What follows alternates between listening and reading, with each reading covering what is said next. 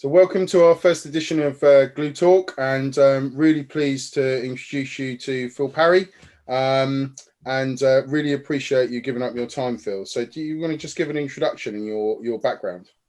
Yeah, sure. Thank you, Richard. I think it's been a 3-year tenure so far from my CIO position at McArthurGlen, which is where I am at the moment. I've been working in IT for over 20 years in various roles, predominantly in the delivery space. But that's, I guess, given me a breadth across a number of different sectors, including automotive, retail, property management, which is obviously the sector I'm in now. Yeah, it's been a fascinating and varied journey, but I guess IT is in my blood. Yeah, and of course now you being at McArthurGlen, right, and coming from your background, you've got obviously some significant challenges as well with COVID, but also new challenges for you, right? So what you mentioned there about McArthurGlen being in the property business. What did McArthurGlen actually do? Good question. World's best kept secret. Yeah. So McArthurGlen run and operate 25, shortly to be 26 designer outlets across Europe, with an exception. We've got one in Vancouver in Canada. But yeah, we've got 7 in the UK, and the rest are distributed across France, Austria, Germany, Italy. They've been operating for just over 20 years. And the founder, a guy called Jerry Campher, came over from the States and really set up the model for designer outlet. Okay. Yeah, and I mean that must prove challenging as well for you then, if the designer outlet around IT and the security challenges as a CIO across the piece, and your team that you've built as well. Certainly, yeah. I mean, I arrived to an arena that I thought was reasonably well established, but I think it's fair to say there's been a huge amount of work done in the time that I've been at McArthurGlen. Yeah. In the creation or recreation of many of the functional areas that you would traditionally associate with IT. Security, you mentioned, also architecture, delivery management and the governance that goes around that, looking at the risk management aspects of technology, and then driving that real in-depth knowledge of the technical, and being able to translate that into business stakeholders who are relatively untechnical, and really thinking about, well, how do we drive the needle? We're not an out-and-out retailer, so we don't have a huge e-commerce site, but at the same time we deal with over 1,000 brands across the 25 centres, 3,500 retail units. It's a very big operation, turning over just under 5 billion euros a year. Yeah, and I mean, that we're going to come back to all the changes that you've made. That I know being you've spoken, and the changes that you've made over those 3 years has been massive. And I think giving the audience some the experience from you as to how the partners and suppliers that which is vast across your business, how that's worked with you to actually go and deliver that change. But before we just step onto that, how's COVID impacted you as a business, and you as a team as well? And has it changed your priorities as well? Oh, undoubtedly. Yeah, the reality is COVID arrived, and I suspect it's the same for many organisations, very rapidly. We went from hearing over last Christmas, just over a year ago, that this thing was happening in China, and within 3 months the world had changed and turned on its head. And I remember specifically around a 3-week period of normal trading, we'd had a very, very strong 2019, and historically McArthurGlen has grown over 5% year on year for many of those years. And it literally went from all of our centres open and trading to within 3 weeks everything was shut, and we went from predominantly working in a head office environment as far as the corporate functions were concerned, into a very much working from home lockdown situation within a month. whilst amongst all of that, I managed to personally, I suspect, contract COVID as well. So it was interesting times. The initial impact of that meant that our centres were closed for just under 3 months, and naturally that meant a significant adjustment in terms of the budgets. Yeah.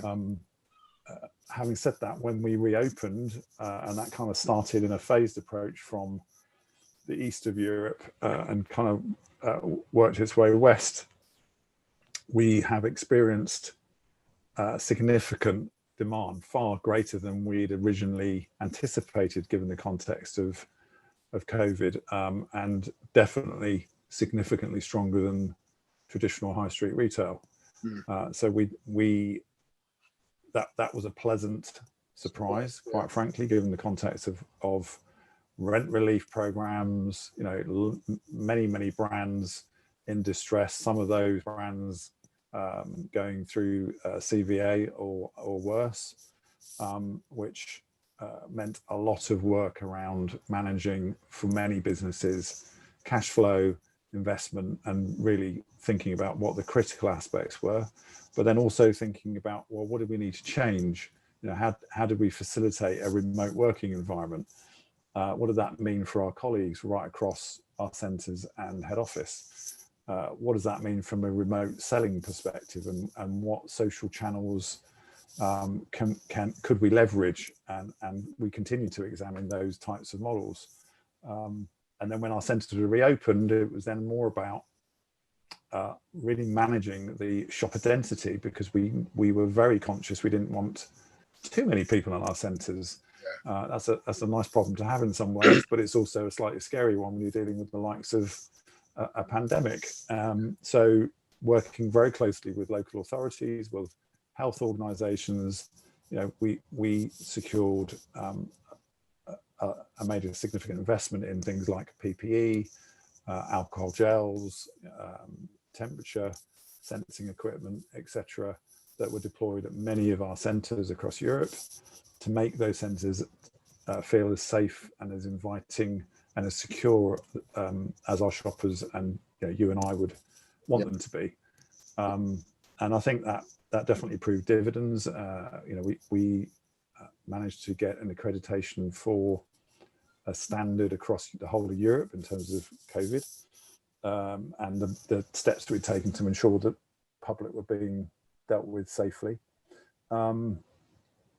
Naturally, in terms of the work that we were examining, we were in the midst of an ERP rollout. For many of those projects, a lot of that was put on hold for a period of time. And the reason for that, quite frankly, is no one really could see the light at the end of the tunnel. We didn't know if this was months, quarters, or years at the time when it initially occurred. We all had some view, but that remained to be proven. And I think even given recent events, as we'd entered the winter of 2021, we've seen a different resurgence that we've had to deal with as well.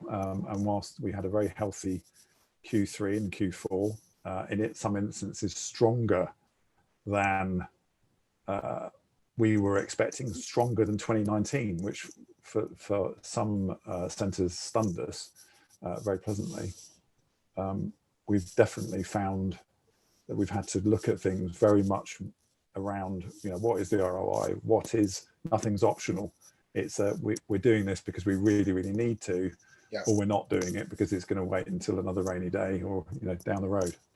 Yeah, so I understand. I mean, like you say, right? Understanding the ROI or what the implications are on the business is then driven the focus, if you like, and the prioritization around what you want to do. And I commend everything you and the team and McArthurGlen have done. I know you've worked incredibly hard to get the safety around those centres, and I've been to a couple of them as well. And my wife loves to shop there as well, which is good for the brands, but not for my wallet. But and you mentioned around prioritizing those challenges, right? So you've got this huge pandemic going on as well. Obviously, hopefully the pandemic's going to come to a halt, and I think for the audience, it'd be really key to understand. You've really mentioned around return on investment or understanding the business implications, driving new sales opportunities, things like that. Are they key to your prioritization around projects, or are you still looking at more BAU aspects as well? And how does that play into really the partners, right? So I'd love to hear from you on certainly when I was at John Lewis, looking at a supplier versus a partner, right? So supplier being you can go and buy from anybody, partner being long-term, obviously strategically advanced to you, and just get your take really on, what do you expect from a partner versus a supplier, and how are you seeing that change in the market as well? So in terms of prioritization, let's talk a little bit about that first, because I think that's a key thing. Yes, we had a significant and comprehensive prioritization process before COVID arrived, and that was very necessary because the natural demand across McArthurGlen in terms of IT projects, our technology supported projects, is significantly greater than, as many organizations I suspect, significantly greater than the budgets that are available to meet that demand. So naturally you're going to go through a prioritization exercise. Given the context of what I described when I first arrived at McArthurGlen, and some of those elements being a lot less mature than I would have liked, or really were fit for purpose, a lot of that has been infrastructure and or foundational elements of technology, and that continues to a degree depending on which areas you're looking at, because it's a multi-year plan. It's not something that you deliver in 6, 12, 18 months. And you pick up my analogy might be you pick up a rock expecting to find a problem underneath it, but you don't find a problem underneath it. You find 5 more rocks, and every single one of those has 5 more problems underneath them, and that is sometimes what we've found. But that's the joy of doing technology, right? It's about understanding what the business need is, understanding what's occurred historically, and how do you improve it without spending a shed load of money, and by adding significant value or efficiency. That's really, why do we do technology? It's about enabling the business, right? 100%. So I think what has probably occurred as a result of the pandemic really is a polarization of what is must do, what is really on fire or is an imperative because it leaves you at significant commercial or business risk. Whether that be things like, what have we seen a resurgence in? Huge number of phishing instances because of the pandemic and pandemic related. We've seen a resurgence in security related attacks and initiatives that are seeking to leverage individual details, and that isn't going away anytime soon. And that's one aspect, if I might call out, but to some traditional infrastructure renewal programs and or what's cloud computing look like, given the context of when COVID originally hit, Microsoft almost running out of cloud computing space, because everybody was going to the cloud. And I know many people across Europe had instances where they wanted to put things live and plain couldn't because there just wasn't the bandwidth available. So understanding some of those more operational aspects was also a consideration. But prioritization is really around being quite pointy about the ROI. And in some ways I've become the grumpy CIO that's the no machine. Never. But there's a challenge and a good relationship management aspect to what does that look like with your key stakeholders, and I've got many of them across the exec within the business, And it's a complex business. There are many different investors and stakeholders that we've got to think about when we're considering those types of things. What does that mean for our suppliers and some of the decisions that we make? I think, going back to your point, what's the difference between a partner and a supplier? I am, as many CIOs are, drowned in LinkedIn approaches or emails or phone calls from individuals who won't take no for an answer and think their product's the best thing since sliced bread. And I understand that, and having many years ago been in different realms of product and sales types functions in the past, I get that ethos. But what makes a difference to me isn't so that a supplier comes to me with their latest widget or cloud service or money saving idea, and I'm sure in many instances they do, but given the context of what I just described and the army of people that I've got working for me with all the projects and all of the dependencies and risks that we're dealing with, particularly then overlaid with we've got this pandemic thing to think about. It's having the sheer will and time and focus to be able to do that innovative product element real justice. So having someone that comes to me without sounding like a typical, and I mean atypical consultancy, but understanding what our business challenges are, understanding our paradigm around what McArthurGlen is facing, who we are, how we operate, how some of the complexities around our funding model, and then meeting innovatively some of the challenges that we've got with ideas of their own, without necessarily seeking a contract or an investment straight away, because that isn't necessarily how things work. But by adding value and insight is really key for me. And I think, that honesty of a relationship where you can look people in the eye and go, yeah, we can do that or not, and many of the traditional IT firms or consultancies are always thinking, well, this is about a return on investment. This is about us making money. And yeah, don't get me wrong, we're all here because of that. We're all here to make a buck. Or euro, depending on where you are. But the reality is that, particularly now more than ever, people are looking for things A, that can give them an edge or give them some leverage, but B, they want to do it for as close to free as possible. And I'm not expecting things for free. I don't think any real technology leader is, but being able to look people honestly in the eye and know you're getting the right deal, the right price, and you can prove to your peers that you're doing the right thing from a financial perspective is key. And whilst there's always an element of working a deal and horse trading, really when the chips are down and you've got a challenge and you've got to be able to listen to what your customer is saying and respond to that. And that's no different for us with our employees or business units and ultimately our own customers, as it is for people working in the technology field and trying to get their foot in the door when they're talking to me.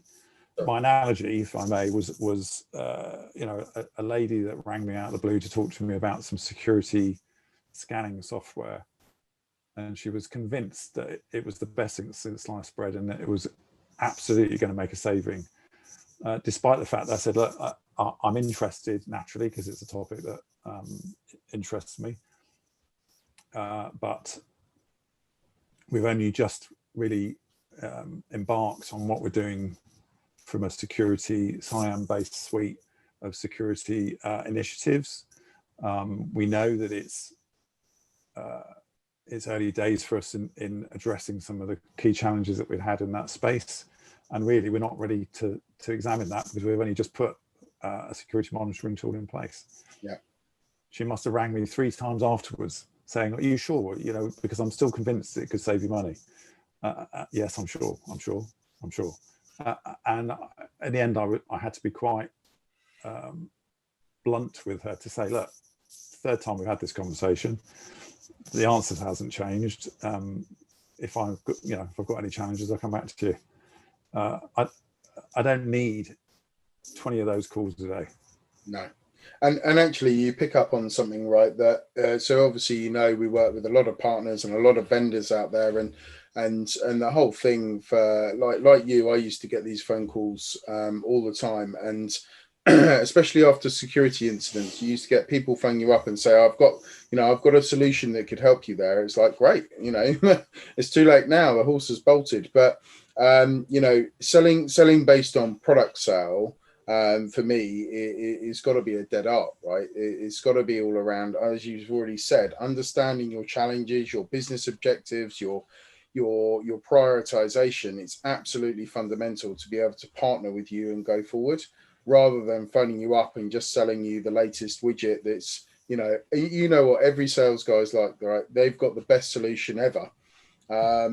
And unfortunately, you know, you've picked up on something around bad habits that salespeople have. It should be, you know, Phil, how can we help you? How can we help you succeed? And where is the strategy for McArthurGlen? Where do you want to go to? What are your challenges? Rather than, as you say, you know, I've got the latest piece of scanning software. And even if that lady had said about the security scanning software, and you've clearly made it clear to them that come back in a 3, 4, 5 months, whatever, that's when they should be coming back and saying to you, you know, are you ready to have a discussion around your security scanning and seeing if we can have a conversation then, opposed to continually hassling, because I'm sure, like me, that would have gone on a blacklist.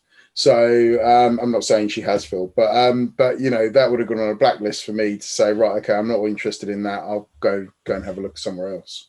Do your team get all of those kind of approaches with the latest technologies, or do you have much more with the relationships you've got with the partners now? Do you think they're a lot better in working with you around your business objectives and understanding where? I think some of them. So, you know, and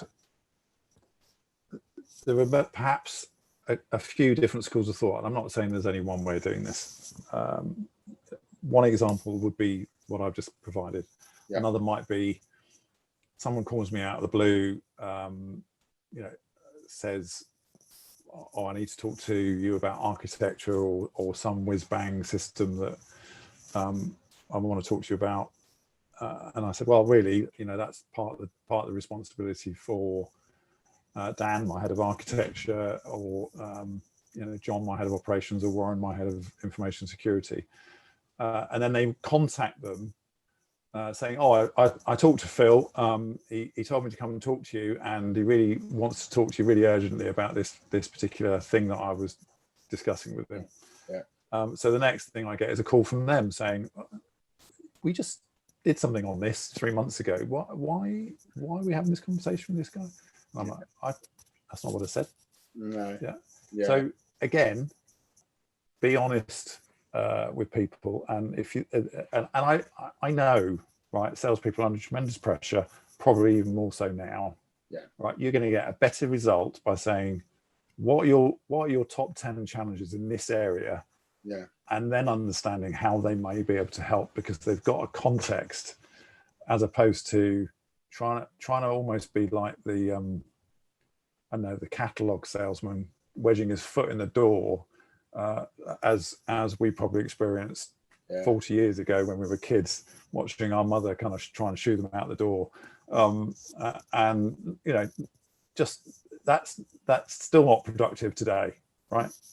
It doesn't work. All it does is frustrate people. Yeah. Think about what's in it for them, yes, because they ultimately are there to get a sale, but more crucially, start with what's in it for us, what's in it for me. Yeah. Because actually that's where their focus should be lying, which is, how can I help solve his greatest, or their greatest problem. Right. And I understand what those are, because I've listened, and I've really listened. I've not just gone, right, tell me about your greatest problems, and then gone, right, now we're taking a left turn and going over here to talk about the thing I'm trying to sell you. which is the other thing that I've seen. People may go, do you know what, that's fascinating, and I'm really glad that you shared that with me. I can tell you that what we're focusing on as a company may not really hit that note, but if you're okay, I'd like to maintain your contact details and have a LinkedIn with you, so that if in the event in the future you've got a need for this type of capability in this field, you can think of me. Right? That's a very different and powerful message than, you know, hassle, hassle, hassle, push, push, push. These things have not changed for 50, probably longer than that, years in terms of trying to sell a product to somebody, right? It's about building relationships. It's not about just trying to sell your solution, but actually understanding what's going to meet the customer needs. It's about delivering what you promise. Yeah. And that sounds really straightforward and easy, but so many times that doesn't happen. No. Yeah. Being honest, being open, being helpful, being committed, and demonstrating value for money. Yeah. All right. Those are the key things that anyone in any real leadership position, let alone technology, is looking for today. Yeah. And that brings me on, actually, you know, one of the key things that we always get from the partners and even the vendors to a point is, well, it's all about cost. And, you know, me having obviously come from your level of position as well, and I wanted to get your feedback on this, is I always believe that it isn't just about cost, it's also about that value proposition. And you're much more going to work with a partner that, okay, cost is important, but that are actually, like you say, you're going to believe in to actually go and deliver and commit to you to make the promises happen. You're much more to do that. Do you agree with that? Absolutely. Yeah, obviously, and I'd imagine more so than any other time in recent history, whenever we go into some type of event, call it recession, call it contraction, call it what you will, businesses are looking for as low a cost as possible. Having said that, if I've got two suppliers side by side and I can see the value that is being presented or demonstrated, and I don't want to get all touchy-feely, but feel the value in as much that I've had it demonstrated to me and I can really understand the differential, then it's not about cost or just cost. It's actually about, what does value for money really mean? Yeah.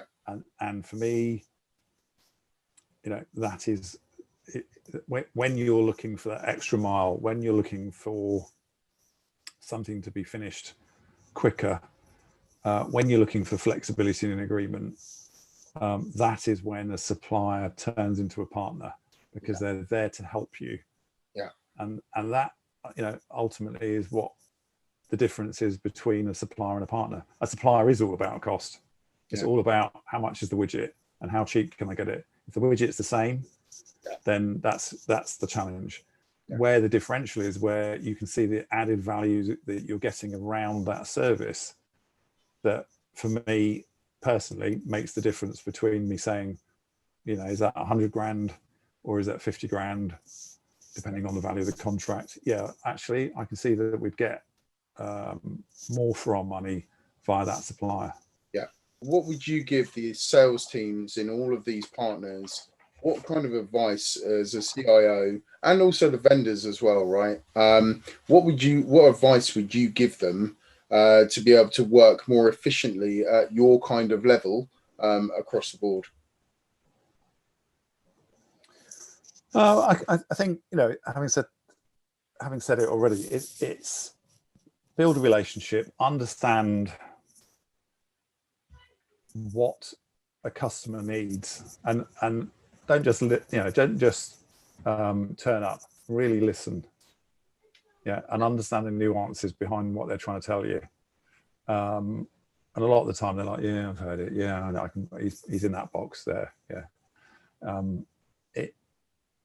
We've worked with some suppliers that have spent months, and I mean many months, ideating with us around some of the digital in-center propositions that we've got, because it's complex, it's multi-layered, it involves infrastructure, physical kit, software, systems, application, both centrally managed as well as brand managed, content management, digital. It's the whole thing in one kind of solution. And that takes a lot of different streams in order to pull together. But having a supplier that's willing to go that extra mile and go, do you know what, we've solved that, we make it work with that, we've got the right hardware in place, and we can prove that it's going to be able to work. Most of our centres are outside, so hey presto, it's got to be waterproof. Believe it or not, some of the things that we put in place many years ago, before I got here, I'd hasten to add, weren't waterproof. And the supplier, we could say to that, it'll work fine. Like, how? As long as it doesn't rain. Right, it's electricity. So thinking about wayfinding as an example, totems in the centres as an example, our centres operate from, if you're around Vancouver, -10, -15 in the winter, maybe more than that, degrees centigrade, to if you're in Athens or southern Italy, perhaps +40, maybe +45 in the midday sun in the middle of the centre outside. Well, guess what? Some of those things you might think will need to have some significant ruggedization behind them. And what does that mean for the screen? What does that mean for all of the components? How do you deliver that type of solution? And having a supplier that can go, we can work with you to engineer a solution that will fit that, because it's not just a question of someone turning up with a digital screen, sticking it on a computer, and off you go. You've got to think about the realms of operation and possibility, and really coming up with some, not necessarily groundbreaking, but clever ideas about how you solve that and glue technologies together to be A, scalable, but B, supportable, right? Because there's nothing worse than some little kid leaning against a black TV screen in 40 degrees and suddenly walking around with a blister on their hand. It's thinking about the eventualities of what's the consequence of that, and that's just an example. But I guess I've said, add that value, really think about what the business that you're discussing your products with needs. And if you can't fill that need because it's not your niche or it's beyond you, go, look, this isn't our bag. I might know someone that can help. But this is actually the thing that we offer. I really value your time. Thank you for the insight. I'd love to stay, on your Rolodex list, as it were. Not that we have those anymore. And now I'm showing my age. But thinking about that type of customer service angle, and let's assume you win the business. How do you keep it? We've not really talked about that, because it's not just about getting your foot in the door. It's about demonstrating that value and showing those value adds and maintaining them, because it's really easy to go, right, I've got my foot in the door, and the simple answer then is, well, how can we grow the account? How can we get that budget from 100 grand to 500 grand? Right? And it's not just about, we're going to change control, we're going to do this, we're going to do that. Yeah, you could play that game, but it's a very short-sighted tactical position. Because guess what? Anyone in my position knows how they play that game, because they've played it or they've had to negotiate their way through it. And that doesn't help anybody. I'm looking for people that I can trust, I can shake by the hand, I can look in the eye, and I know that I'm getting what I need. That's not to say I'm not willing to pay for it. But if you start taking the mickey, you'll be looking at a different supplier. It's that straightforward. And that creates challenges for me, or challenges for people in my role, because it means more change and in some ways needless cost when things could have been maintained. And that sounds all, people may go, oh, that sounds really old-fashioned. It sounds like you're in the 50s in a paradigm that isn't commercially savvy anymore, and you need to be far more pointed than that. Well, that may be the case. I'll maintain my view, and other people can maintain theirs. But I know how I operate and how I work. Yeah. And it's very key to me that the people that I trust, and whether this be in professional life dealing with suppliers, or whether it be colleagues or people that I hire, you know, there's that professional trust that you develop with the relationship through you know, supply management, etc. But then there's that, you know, that's that different trust, that different level of trust where you know you've got each other's backs, and having a supplier that you have that with or in, yeah, is worth all the money in the world for many of us. And I think you hit a nail on the head, right? Is that so a lot of organisations, they wheel in their A team to go and win the business, Phil. And once they've won it, then you shift on to the, you know, the C, D, or E teams that actually then do the running. And you know, I think you'll agree that having the ability to be able to know that that partner is bringing their A game every single day that they come, that you've got that trust, they understand your business, most importantly. And that's, to me, you know, it's not just about winning it, it's also about, yes, they do focus on growing the account and how much more revenues they can get from you, but at the same time, it's making sure that you're getting what you need from them, and that's supporting your role back to the business. So no, I mean, that's been really insightful, Phil. So I want to thank you very much for coming on GluTalk and giving us real insight into, you know, how the partners are working with you, and also your challenges, right, as a CIO in McArthurGlen. So yeah, I wish you all the best in the future as well with McArthurGlen, and hoping it's going to come back when COVID goes away, hopefully. Well, we know, because we've already seen it, when things reopen, there's a lot of pent-up demand out there. You know, and that's great. You know, in some ways, the outlet business has proved incredibly resilient, and has historically done so in recession type environments. But yeah, who knows? I mean, I think we're all hoping that the wonders of the drug companies have now put an end to this nightmare. Hopefully so. Well, thank you very much, Phil, and really appreciate your time. So thank you. Thank you.